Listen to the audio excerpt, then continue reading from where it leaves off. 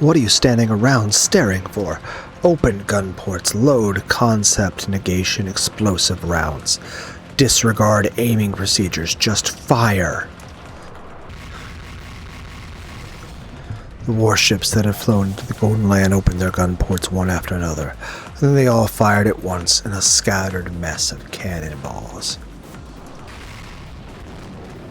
The hundreds of explosive rounds they fired would negate the concept of anything or person they touched, smashing them into little bits and setting them ablaze with flames.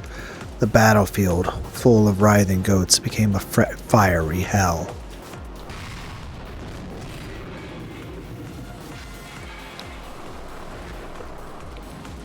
A cannonball smashed the arbor.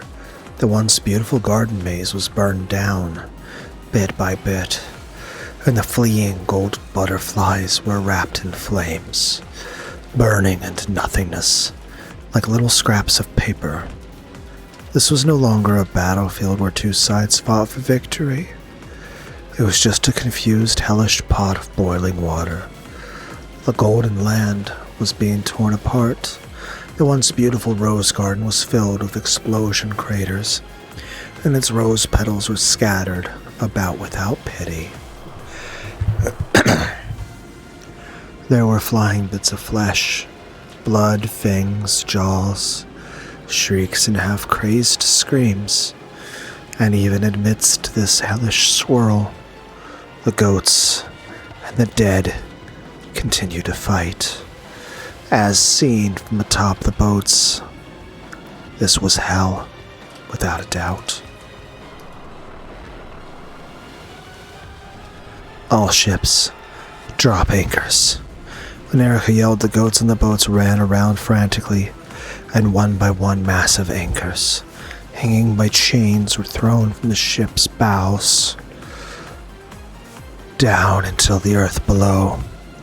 Those anchors smashed through not only the ground, but the bottom of the Golden Land itself, digging in with their wedge-shaped tips. Erica. Oh, Beatrice-san. This battle so huge it had me worried. I thought I might not be able to find you before the whole thing ended.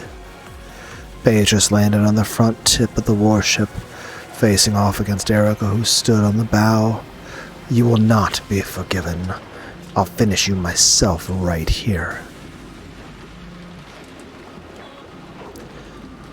Beato jabbed with her pipe. It transformed to a beautiful, intricate, golden longsword. Very well, that's just what I'd hoped for. Let's settle this. Erica threw her scythe up into the air. When it returned to her hand, it had become a sword similar to Beato's. The nearby goats crowded around Erica, trying to support her. You stay out of this. All of you need to start lifting the anchors. Tear up the Golden Land by its roots. Aye, aye, sir. The goats bowed and rushed to their posts. Several dozen ships had lowered their anchors digging into the base of the Golden Land. Soon they were going to try to pull them up, tearing the Golden Land to pieces. Come.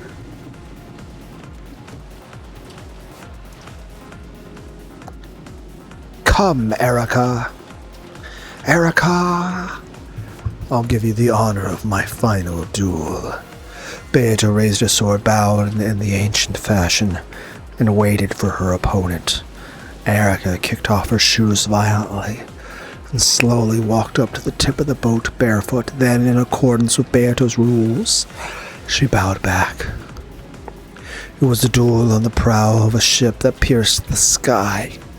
Below, the crowd of goats was being blasted away by the indiscriminate cannonballs, burned up and crushed, and the panorama of this world's end.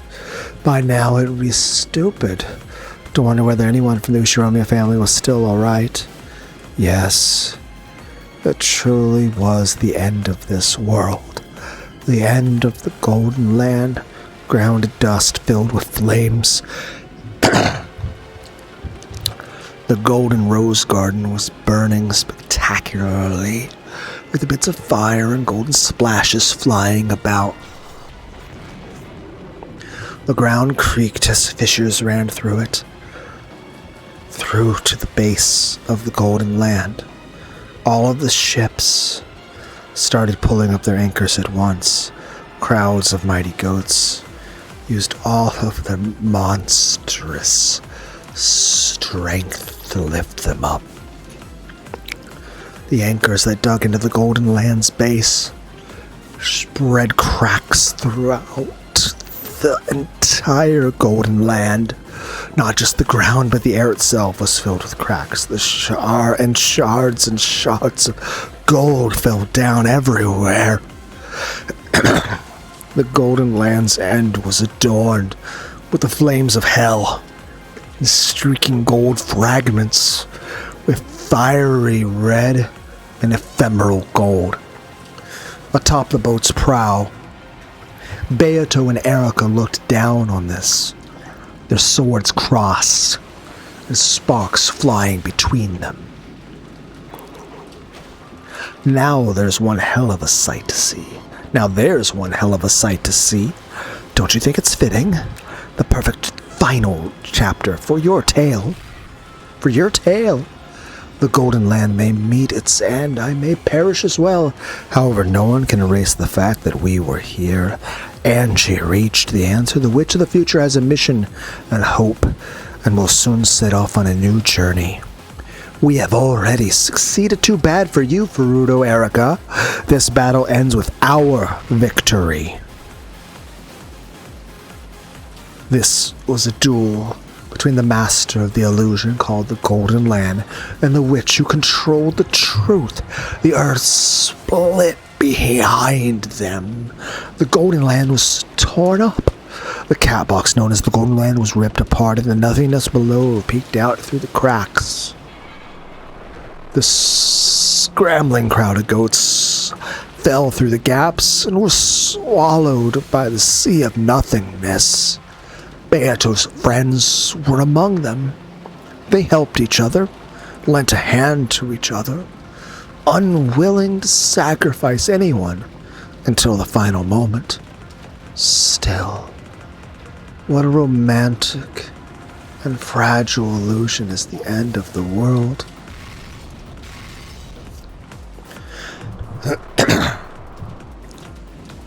The ground shattered and sank. It fell apart into the ocean of nothingness. None could survive. None could be saved. This was destruction. As the comrades in arms fell into the sea of nothingness, they looked up one last time and prayed. They prayed that the master of the Golden Land would leave proof that the Golden Land had indeed existed. However, Beato didn't look down at them. They wouldn't have wanted her to. This is our Golden Land, and I am the Endless, and Golden Witch Beatrice, and I am here.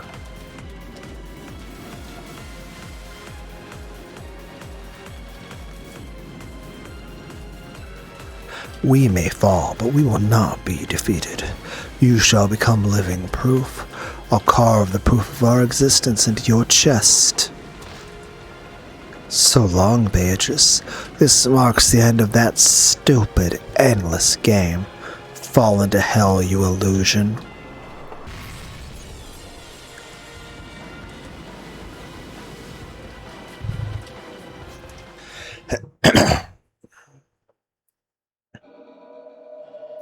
Lambda Delta and Bernkastel's fight to the death had passed through its phase.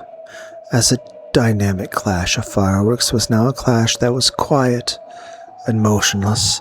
These two witches who possessed power on an entirely different level may have been truly equal in strength.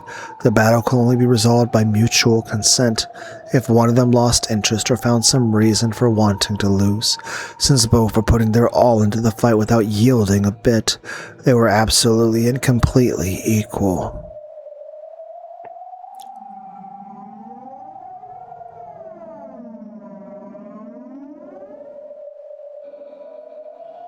Lambda Delta, I'm glad to have you as a friend. Damn it, just a bit longer. Just fall apart already, stupid magic circle. Battler got irritated and punched the magic circle, but there was nothing he could do except continue to watch over it. After all, the only way to dissolve it was by waiting. However, the pair of them still felt relief, if only a little. Lambda Delta really was strong. Even in a battle this spectacular, she fought on an even footing. Now, if you considered how confident each side looked, she seemed to have a slight advantage in Battler's eyes. She would probably manage to buy them enough time. Angie would take the key and return to the Golden Land. They just had to endure a bit longer. However, they had no way of knowing what Lambda Delta's fate would be after this. She had disobeyed the Senate, the highest level witches in existence. Something brutal probably awaited her. However, even knowing this, Angie had to step forward into the future without looking back. That was a single duty given to her, the Witch of the Future. Oni-chan, what's that? Something's coming towards us from a long way away. Crap, are they enemy reinforcements? Lambda Delta and Birkenstow were glaring at each other so they didn't notice. Heading towards them from the distance were several emerald green glints. That light proved that they were enemies. But there's only a few of them. They won't be a match for Lambda Delta. All of the cats so far seemed like fish in a school, giving the impression that they'd be terrifying this group, but not much of a problem by themselves. However, there was something different about the lights approaching them now. They were approaching in a beautiful ordered formation like a constellation. Battler quickly realized that this was something new. My Miko, isn't it about time to prepare the key? Just by her tone, Battler was able to tell how great a witch this was.